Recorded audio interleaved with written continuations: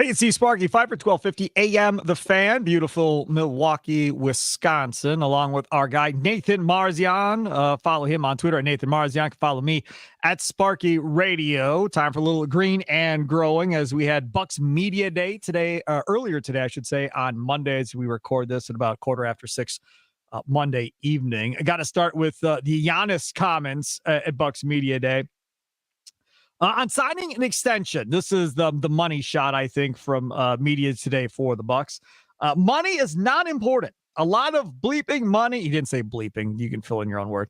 A lot of bleeping money is important. Said it with a smile. So I'm going to sign it next year. Doesn't make sense to sign it right now. I want to be a Milwaukee Buck for the rest of my career. So as long as we are winning, end quote. Giannis, the video is out there. You can watch the video. Bart Winkler actually tweeted out the video at Wings Thinks if you'd like, or I think the Bucks may have tweeted it out. I'm not sure, but I know he was there and tweeted it out. So, Nathan Marzion, your thoughts on his comments, matter-of-factly saying that I'm signing, I'm here, I'm good, let's roll. Yeah, I mean, it's what I've been saying. It's what I've thought. It's what I felt like he's thought all throughout this whole summer, and he kind of reiterated just that this is what I've said my whole career. This isn't anything new that I said this summer. This isn't anything that is coming out of nowhere. He goes, I can pull videos, you can go find videos from earlier in my career. Ever since I became the leader of this team, I've consistently said, I want to stay in Milwaukee, but I got to make sure they're on the same page. And it's never changed. His tune has never changed on that. And they asked him, were these comments directly specific towards anyone? He said no. He kind of laughed at that. He's like, no, like it was just, that's what I need to make sure that, we're on the same page going forward. And as this is basically what I told you, Sparky. I said, when we were having this discussion on his comments earlier, it was all, you were worried about, who's he calling out? He needs something different. He's complaining about something. He wasn't complaining about anything. He was just saying, this is what I need. That doesn't mean I don't have it. That doesn't mean anyone else needs to be, get into shape and anyone else needs to really step up. It's just, let's make sure we're all on the same page going forward. He reiterated that again today. He's, and he said it doesn't make any financial or business sense for him to sign right now. He might as well wait, get more money later. So, and an additional year from a Bucks fan perspective. That's what I'm most excited about. Yeah. So there's, and hopefully the national media can at least give this a rest for now, given that we traded for Damon and everyone kind of thinks we're in better shape now, and B, him saying this, and hopefully they realize, he's not going to sign the extension right away. There's no need to talk about him not signing the extension because it makes no sense for him to sign it right now. He might as well wait. Even if he was 100% sure he wanted to stay, there's no reason for him to sign it right now. It doesn't make sense. So, hopefully we can just get through this year without that, any distraction with that stuff. And that's another thing that this Dame trade is going to help a ton with, is there won't be that speculation all year, because I think, again, people, after that trade are much more like, okay, Giannis is probably going to stay. All right. See, that's I don't see thing. Why. But Marzion, he plays the game with the organization so well. He's awesome at it, as he should. And I said, but think about it. Why? He did this the last time, and what happened? They got Jrue Holiday. Exactly. Then he plays the game this time. He got him Damian Lillard. What's it going to get him the next time he plays the game? Again, they're running out of draft picks. They don't have draft picks until I'm retired at this point. But either way, that's something that is going to be fun to see how this plays out going forward. But Jrue Holiday got him that, thanks to this little talking that he does. And this time I got him Damian Lillard. A+, well done. I don't know who taught him, but very well done putting pressure on the organization and getting what you want. Not even LeBron could get this done in Cleveland the first time he was in Cleveland, to be able to get him the pieces necessarily that he wanted, or a star player that he wanted. Cleveland was never able to do that. The fact that Milwaukee and John Horst, who deserves a lot of credit for getting all this done twice now, to keep him in Milwaukee, when damn right well New York was knocking out the door of the Knicks. Pat Riley was on the prowl wanting to get him to South Beach, especially Pat Riley. And to be able to hold him in Milwaukee, and that's huge props to not only Horst, but to the Bucks ownership group, because this guarantees you're in the tax for the rest of your life, essentially. Yeah, I said at the time when he was making these comments, I am glad he's making these comments because they will be motivated to continue to improve. And this is what we see as a result of that. If Giannis just came out and said, "No, I'm super," I'm content, and yeah, I want to see him walk my whole career, and they're doing great, and blah blah blah. Then they probably just would be like, you know what, we're just gonna keep Jrue. We're not gonna look to trade him. Giannis seems pretty happy. We're just gonna stay with what we're at. And not that what they had was bad, but they wouldn't be motivated to look to improve. And him just keeping the foot on the gas and saying, we need to be committed to winning. We need to be committed to winning. We cannot stop. I need another championship. That's what it's all about. I'm not saying that he made them go do this, and I'm not saying he was sitting there telling them trade Jrue Holiday, trade Jrue Holiday. I don't think that was the case, but I think it put stuff in their minds like, hey, we cannot get satisfied. We have to continue to look to improve, and if there's any way we can trade and get Damian Lillard, like, we got to go take that chance, which they didn't even have to trade that much, so it wasn't even that much of a chance. But yeah, it's a smart thing for him to do. I'm glad he's been doing that and continues to put pressure on the organization. And again, when I say pressure, when it's pressure on the organization, it's not like he's sitting there saying, "Oh, we're in a bad shape right now. I need them to be much better." No, he's just saying, "Keep it up, keep it up, keep it up." Like I believe Giannis was perfectly content with the roster they had before, and I think he believed they could win a title with the roster they had before. But that doesn't mean you need to just stop there. It's like, we need to be committed to always having the best possible chance to win, and that's what they did with this Dame thing. So I'm glad he's been like that, and I mean, again, it's just something that he's reiterated throughout his career. I'm hosting the afternoon show for Gabe Kuhn on ESPN Memphis all week long. So I have not been able to necessarily focus as much on Bucks Media Day as others. I know Marzion was locked into this, I'm assuming, most of the day. Did anybody bring up to Giannis the Hakeem Olajuwon training sessions and what he was hoping to get out of this whole thing, one way or the other? Like, did he learn the Hakeem shake? They did. Nobody brought it up. What? Nobody brought it up. Nobody brought it up.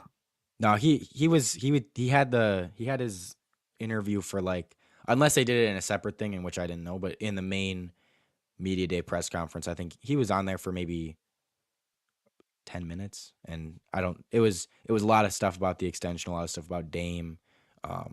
So I think it kind of got lost in the shuffle there. If they never did the Dame thing, I'm sure someone would have brought it up. But okay, so let's move on. Chris Haynes, who I guess was supposed to cover the Lakers media day, and then after the Lillard trade, got moved over to cover the Bucks media day, talks with Giannis about his old school mentality, about how he doesn't want to work out with other players, NBA players. Quote Giannis, this is from the NBA TV Twitter account: "How can you work out together when we are in the same league and we're going against one another? The reason I'm not winning a championship is you. How the hell will I work out with you?" End quote Giannis.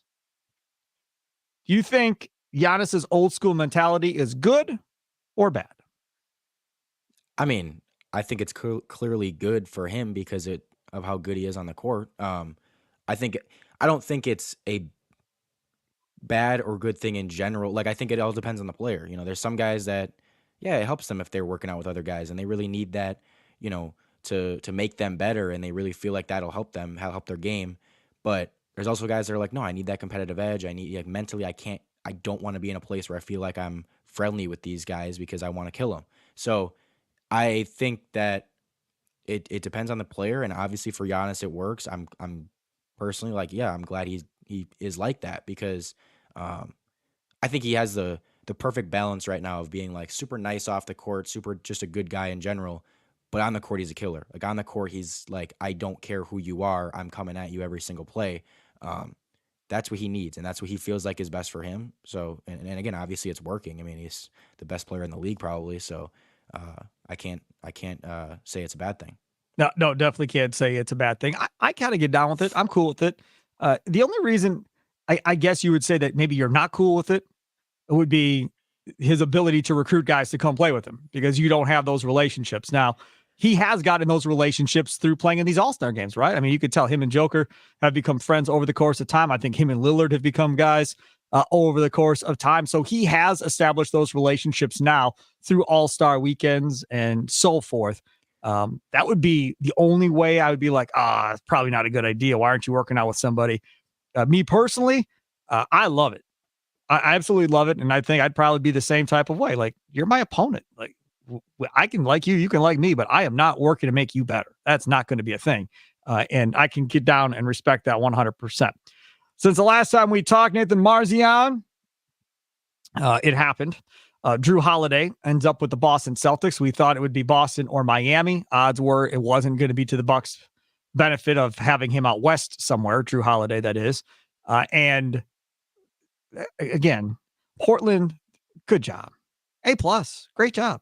You got a haul doing it the way you did it for Damian Lillard. That deal with Miami wasn't even going to come close to what you were able to pull off for Damian Lillard. You got player assets. You got pick assets. You got everything you possibly could have wanted. You got 2 bigs out of the deal. You got a veteran point guard that can kind of be that mentor type guy for Scoot and Malcolm Brogdon, who's a good dude. I love what Portland did. As a Bucks fan, do I like Jrue Holiday with Boston? No, I do not. Because as Nathan Marzion pointed out prior to this trade for Lillard, thinking that the Bucks weren't getting Lillard and that they were going to keep Jrue Holiday, Nathan Marzion, I believe your direct quote was, he is the perfect guy to defend Damian Lillard in a game, is Jrue Holiday. And I agreed 100%. I still agree. Do I think Jrue Holiday can slow Damian Lillard down a little bit? Yeah, I do. Do I think he can contain Lillard? No, he's not going to contain him. But he can slow him down. And by contain, I mean Lillard's not going to get 10 points a game because Jrue Holiday is guarding him. That's not going to happen. But, Jrue Holiday is going to make his life difficult. He's going to be physical. He's going to play up in his grill. And if you're the Bucks, you run Jrue Holiday through every pick possible and beat him down, kind of like Miami did with Jimmy Butler and all these other guys. That's kind of how you handle Jrue Holiday once you get to a playoff scenario, is how I would do it. Who knows how they do it? Your thoughts before we go over both of these rosters, Nathan, on the Celtics getting Jrue Holiday? Yeah, it's absolutely a great counter to what the Bucks did because, as I said, he is. If you could pick one guy to put on Damian Lillard for a playoff series, he's the guy. Like, he's the best perimeter defender in the league. Dame literally said that today in his media day. He said, "I think, Drew's the best perimeter defender in the league." So, yeah, it's gonna definitely make things tougher in a playoff series with them. Just given that, okay, it'll limit Dame a little bit. He's still gonna be really good, but it'll just make his life definitely more difficult. But we know what will happen probably to Jrue offensively then as a result of defending Dame so intensely for that stretch. And, it's I still believe the Bucks are going to be the better team. And I still believe the Bucks are better than the Celtics, but it definitely closes the gap. It definitely, as soon as we trade for Dame, you kind of think, okay, there's some space between us and the rest of these teams a little bit, but this definitely closes it. But again, I think that it's a give and take. You're now going to be devoting more to stopping Dame, and then you open things up a little bit for Giannis, and all of a sudden there's not much on that Celtics roster to defend him. So he should be able to have a really good series. And, I think it's a give and take. Again, you can't really have everyone going off at the same time. And I think in different series, there'll be different circumstances where, okay, maybe this team can defend Giannis well, but then, Dame is able to go off. Well, now this team can defend Dame, but they don't have as much to defend Giannis. That's why it's so nice having 2, unbelievable scorers, 30-point per game scorers. It's going to be almost impossible to hold both of them down at the same time. And if you can just have the one guy that plays the best out of anyone in the series, you probably going to end up winning because usually the team with the best player wins. Yeah, no doubt about it. And what it does do is it puts a huge, huge gap between Miami and the top 2 teams. I mean, this is a gigantic gap. And Jimmy Butler and his weird hairstyle and whatever the hell he was trying to do at Heat Media Day today, kind of, we're going to win. We're going to go to the NBA Finals, blah, blah, blah. Okay, whatever. But realistically, they aren't close anymore to Boston or Milwaukee with what they have left. And I heard there were some rumors about them maybe getting involved on James Harden. And good luck to you. I don't see how James Harden and Jimmy Butler survive together. That's never going to happen because Jimmy Butler demands defense. Eric Spoelstra demands defense. James Harden does not fit what the Miami Heat do and the culture that they've set over the course of time. So if they were to do something like that, and you would assume Tyler Hero would go in that deal if something does happen, that would just implode that Heat culture, implode that locker room. So I don't think that's going to happen either, because it doesn't seem like a good fit. So I don't know how the Heat essentially catch up to these two rosters now. Yeah, the two big losers of this offseason, or at least this past week, are definitely the Heat and the Sixers. Kind of staying put, not doing much, and as the Celtics and Bucks both definitely got better. So, yeah, I mean they're definitely in bad shape. They kind of both would just need, I think, to just go off from three somehow to like hang in a series with these teams. I don't, again, I don't see how they stop the Bucks offense. I don't see how they honestly can score that much on the Celtics defense. So I think both of these teams are, yeah, as you said, kind of clear cut atop the East.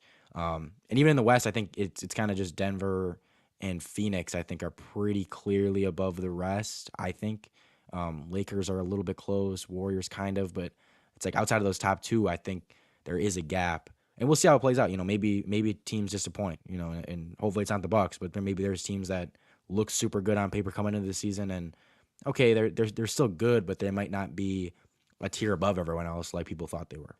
All right, let's talk about these two rosters now. Because at the end of the day, your big four, and I don't know if you saw that video clip that was out there by the Bucks today for Media Day. It was Lillard, Middleton, Brook Lopez. Then Giannis walks into the picture and is messing around with Middleton of where he was going to stand versus Middleton. And you hear Damian Lillard like, I've never been a part of a picture like this before, and started laughing, just kind of looking at the talent around him going, holy crap.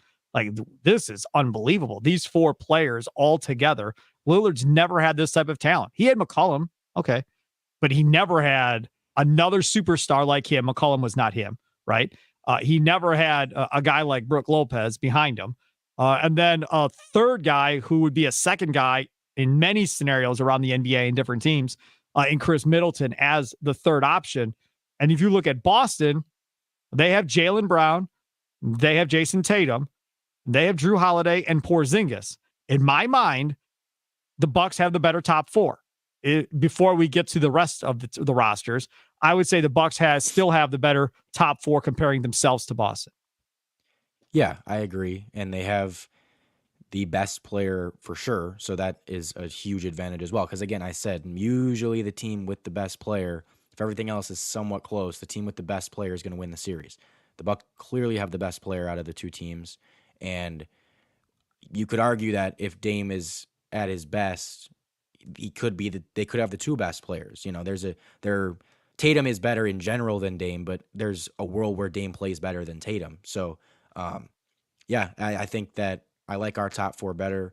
It's not to say that the Celtics don't have a really good top four, but I'm taking ours against anyone in the league. Okay, now let's talk about the rest of the roster, right? So the Milwaukee Bucks get Payne, right? So the fact that you have Cam Payne now, that helps you with your backup point guard situation. And so now it's Payne behind Damian Lillard. Okay. Then the two guard position, I think, is still up in the air as far as who's going to start and who's going to come off the bench or what that's going to look like.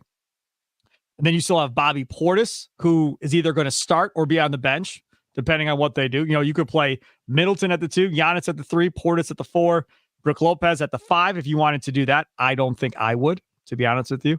I think if it's me, I'll play Beasley maybe at the 2 and go with that going into the season. I know everybody's going to want Pat Connaughton at the 2.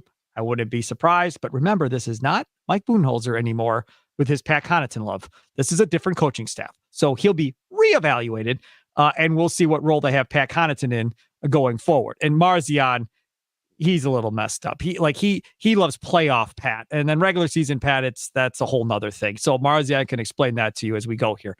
But they have to figure out their starting 5.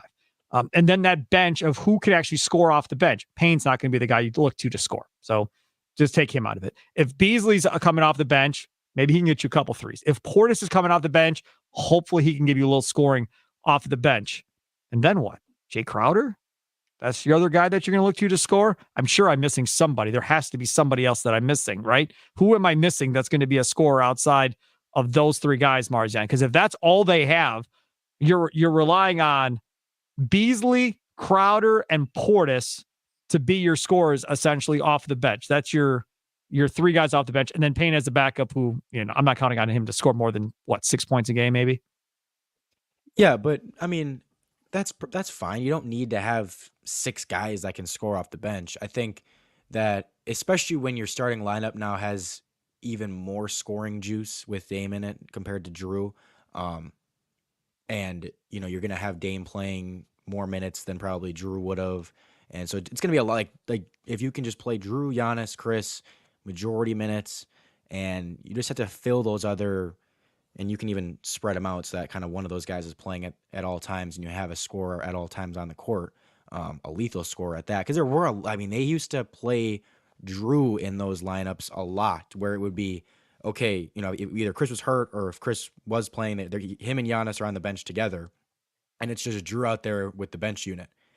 That's where the problem sometimes arose in terms of scoring, and you're not going to have that now. You're going to have Damian Lillard if you put Damian Lillard out there with the bench unit, you still have an amazing scorer out there. You're not losing a scoring punch there. So I don't think they need to have a ton of scoring options. I think they're fine with having Beasley as a shooter. If Connaughton's coming off the bench, having him as a shooter. I don't think Jay Crowder's going to give you a ton of scoring. I think he's more just you're hoping he can be a wing defender, and a kind of bigger body to have in there. And Beauchamp's not going to be much of a scorer, I don't expect. Nope. But so I think, and obviously Bobby can give you scoring at times, but I think that's okay. I think that they're going to have enough scoring punch. I'm more worried about the wing defense, if anything. Like truthfully, I'd rather trade after we just got, as I said, another big scorer in Dame.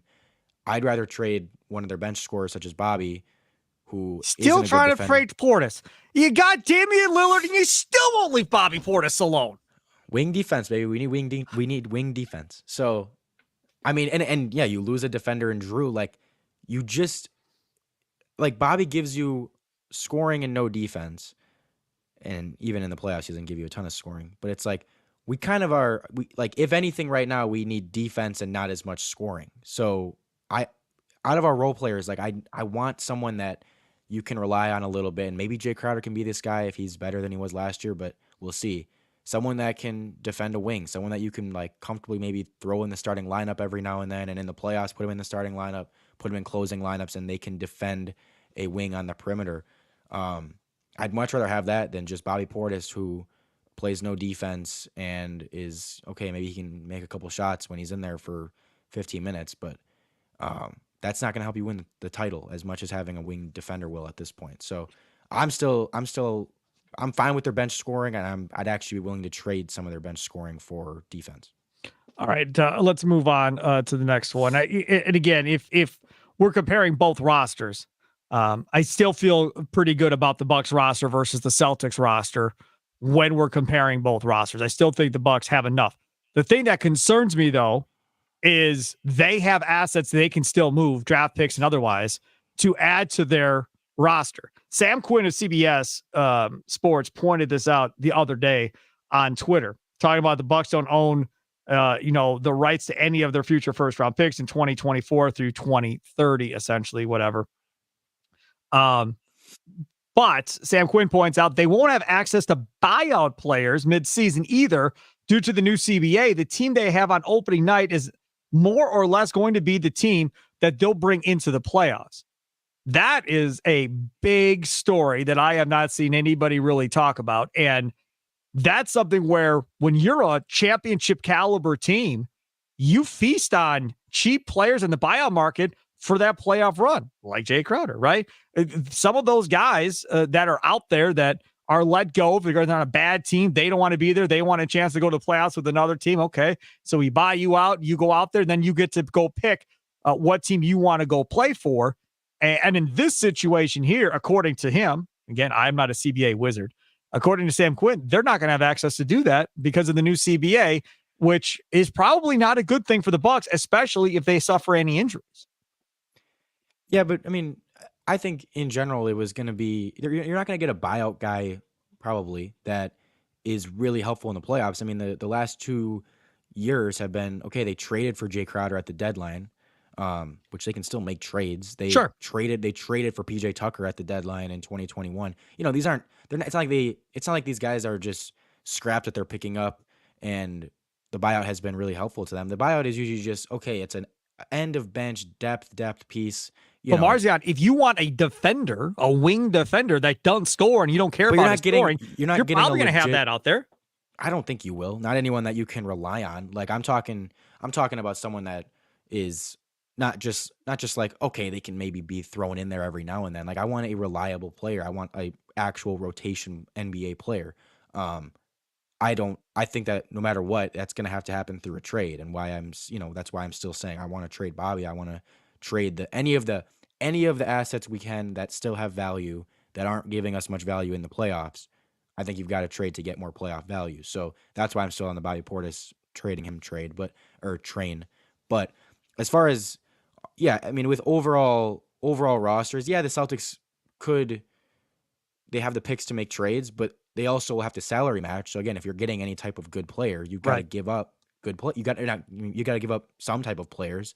And right now, I mean, they're extremely thin. Like if you don't think the Bucks have good depth, the Celtics' depth is even worse than ours. I mean, they have Holiday, White, Tatum, Brown, Porzingis, Horford as their top six, and it immediately just falls off a cliff.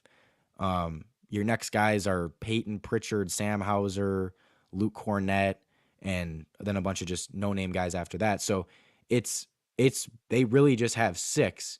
And as far as their big guys, I mean, you've got Porzingis, who's constantly injured and has been for a while now, so he's not a lock at all to stay healthy. And you have 37-year-old Al Horford, who started to decline last year, and I'm guessing won't be the same exact player that he has been the past couple years. So I I definitely think that that's a big problem for them, is that big man depth, and they already had it they already had it before they traded Robert Williams. Now they have it even more. And even I also think that their shooting is a little bit, that's what they relied on so much, is 3-point shooting from all their role players, and they always just kind of shot the lights out. They were number one in 3-pointers made, but it's like, okay, you now lost Smart, you lost Brogdon, and Horford started to decline a lot in that last season, so I don't know if he's going to be the exact same. And I don't know. I think that that's a little bit of a concern with them now, is Tatum and Brown aren't the best 3-point shooters. I know it sometimes seems like they are, but they're really not when you look at their numbers. But I don't know. We'll see if they can have the same 3-point success, because the two things that they always had, actually the three main things that they always had for a playoff series against the Bucks would be, they had decent defenders on Giannis, which they now lost two of those guys in Grant Williams, actually three of them, in Grant Williams, Marcus Smart, and Robert Williams. Robert Williams didn't defend him a ton, but he's still a body to throw at him. They had excellent 3-point shooting, which again, they've lost a little bit of that now. And they had amazing depth. They just had so many guys you could put out there. And they kind of like took a step back in all of that. And yeah, their starting lineup is probably a little bit better, but I don't know. It's definitely different, and I'm not at all sold that they're like better than the Bucks right now. So yeah, I don't know. Outside of that top six, it definitely gets very murky very fast. I'd like to, on Thursday night, when we record the next Green and Growing podcast, which you can download on your Odyssey app, download wherever you download your favorite podcast at, like, subscribe, follow, all those fun things. So you know when we are dropping the latest Green and Growing podcast. Normally record Monday and Thursday nights. They're available Tuesday and Friday mornings. Tell a friend, tell a family member, please. Tell everybody on social media. Put us on your Facebook page. Take a screenshot of Nathan Marzion, put single and available. And all these women will flock to the Facebook post and check out our podcast. And that's really all we're looking for. It doesn't need to date anybody, but that's just something that we're kind of looking forward to here going forward. Okay, I have one other thing that I want to talk about, again, is we compared the Bucks to the Celtics. I'm going to give Marzion some homework. Do they have the best roster in basketball? That's what I'd like to know. So obviously in the East they do. If we're saying they're better than the Celtics, because nobody else is close to these two. But is their overall depth and roster from top to bottom better than, say, Denver? Is it better than, say, Phoenix? Is it better than, say, the Clippers? Is it better than, say, the Lakers, right? So do they have the best roster in basketball coming into the season? And I'm not going to make him answer that question now, because he's going to look over all the rosters and do all of his analytics and numbers and whatever else he has to do. But that's what I would like to talk about on Thursday, Nathan. Yeah, I will just say I do think my answer is going to be yes. I would guess it is, because their starting lineup is so good. Their top four is so good, and they still do have at least a couple guys off the bench that are contributors that are proven and like NBA players. Usually, again, when you have this good of a starting lineup, kind of like Boston's team, you're gonna have like almost nobody on the bench, like extremely extremely thin. They at least have, you know, we don't know who's gonna start, but like they have Pat who might start. They have Malik Beasley. They have Jay Crowder. They have Bobby Portis. They have Beauchamp if he can improve a little bit. Like you at least have some guys there that can give you some minutes, can give you something. And now campaign as well. Like it's not just okay. They have Bobby Portis coming off the bench, and the next best player is AJ Green. That's not that's not the case. So that's why I think it was such a huge win that they were able to trade for Damian Lillard, and all they had to give up was Jrue and Grayson from that roster last year. Is like you already had 3 Graysons on the team, so you didn't even need Grayson Allen. You have, you're basically losing almost no depth. Like it's just that's why it was such a huge win. You're thinking if they got him, they'd have to give up, Beauchamp, and they might Right. have to give up another role guy, and it's just like I was assuming if we ended up with Damian Lillard on our team, we'd have practically nobody outside of our top 5 or 6, and it's like they can still go possibly like 8 deep. So I think it's a huge win still. He is Nathan Marzion. Follow him on Twitter at Nathan Marzion. You can follow me at Sparky Radio. We'll do this thing again on Thursday night. Enjoy the rest of your day, and thanks for listening to Green and Growing.